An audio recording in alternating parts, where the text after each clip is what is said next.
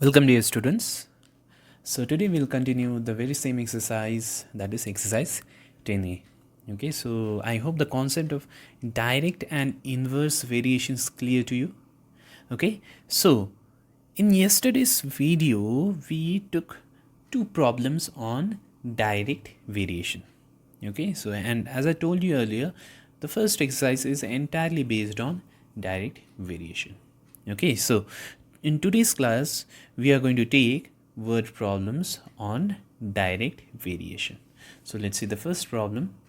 So I'm taking question number 3, which says a truck consumes 28 liters of diesel for moving through a distance of 448 kilometers. Okay, how much distance will it cover in 64 liters of diesel?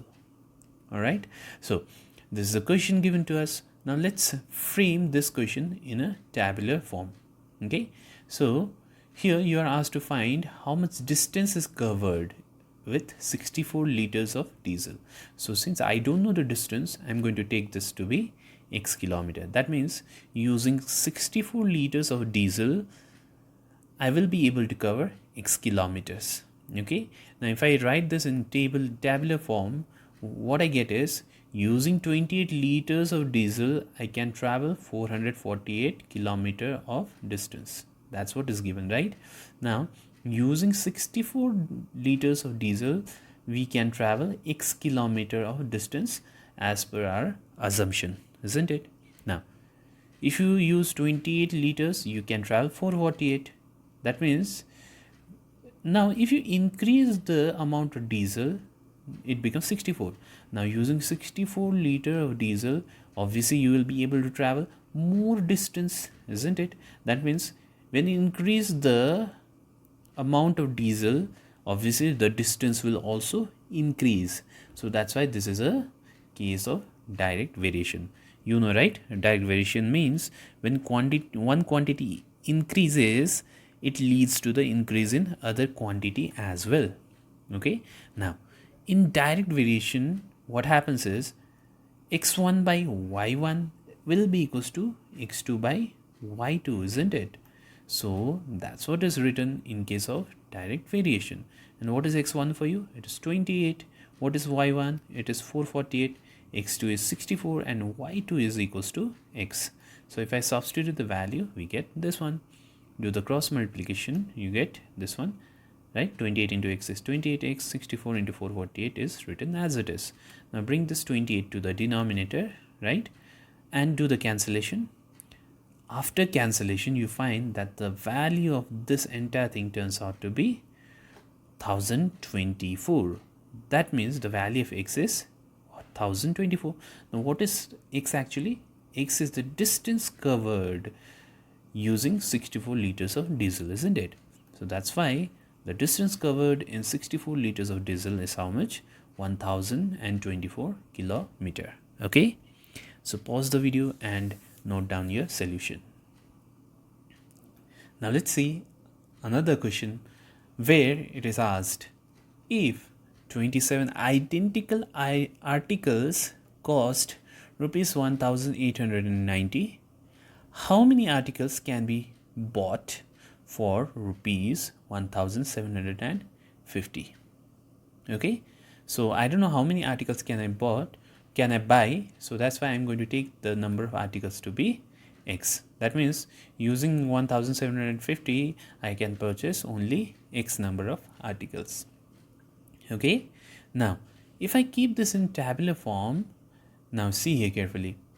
In 1890, I can purchase 27 articles, isn't it? Now I have decreased the amount. Okay, now I'm using only 1750. So this time, what will happen to the number of articles? Will I get more or less? Since I've reduced my amount, that's why the number of articles will also reduce. Okay, so when one quantity changes and decreases, the other quantity is also getting decreased. So that's why this is a case of direct variation. And in direct variation, you know that x1 by y1 will be equals to x2 by y2. This is x1 y1, x2 y2. So that's why you get x1 by y1 equals to x2 by y2. Okay. Similarly, find the value of x, do the cancellation, you get that the value of x turns out to be 25. Okay, so that means you can purchase 25 articles using this much amount of money. Okay, so that's why number of articles bought for rupees 1750 is 25. All right, pause the video and note down your solution. So let's have one more question. So in this question you have been given two questions. Okay, so a train is moving with a uniform speed of 120 kilometer per hour. Okay, now let's see one question at a time. So it is given that speed of the train is 120 kilometer per hour. Now what do you mean by speed? It means that in 1 hour, per hour means 1 hour. In 1 hour you can cover 120 kilometer. Now 1 hour contains how many minutes? It contains 60 minutes. So that's why it means that the distance covered in 60 minutes, that is 1 hour, is how much? 120 kilometer. Now as per question number 1, you have to find how far will it travel in 36 minutes. That means you are asked to find the distance covered in 36 minutes, isn't it? So let me take the distance covered in 36 minutes be x kilometer. Okay, now if I frame this in a table, my table looks like this. For example, to cover 120 kilometer of distance you need 60 minutes, and if you want to cover x kilometer of distance you need 36 minutes. Okay, so basically what happened to the time? Time has been decreased from 60, it became 36, right?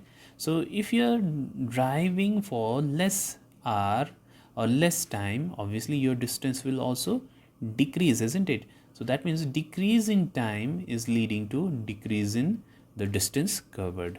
So that's why again this is a case of direct variation. So again, as usual, x1 by y1 will be equals to x2 by y2. So from here calculate the value of x, which turns out to be 72. That means what is 72 actually? 72 is the value of x, which is the distance covered in 36 minutes. So that's why distance covered in 36 minutes is 72 kilometer. So this is my first answer.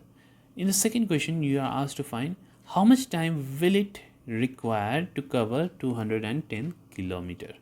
Okay, so I don't know how much time is required, so that's why I'm taking time required to cover 210 kilometer distance to be y minutes. Now why am I using minutes? Because I'm using minutes as the unit of time here. Okay, now if I again change this table, we get this one. See, to cover 120 kilometer we need 60 minutes. Now to cover 210 we took the time to be y minutes, right? Now distance has increased, so obviously time will also increase, right? So that's why this is again a case of direct variation, from where you get 120 by 60 will be equals to 210 by y. From here calculate the value of y, it turns out to be 105. Now what is the meaning of this? It means that to cover 210 kilometer distance you need 105 minutes, isn't it? So if you want to convert 105 minutes into hours, then you get 1 hour 45 minutes. Okay, so your answer for the second one turns out to be 1 hour 45 minutes. Okay, so you may pause the video and note down your solution. And with this we close for the day. Thank you very much.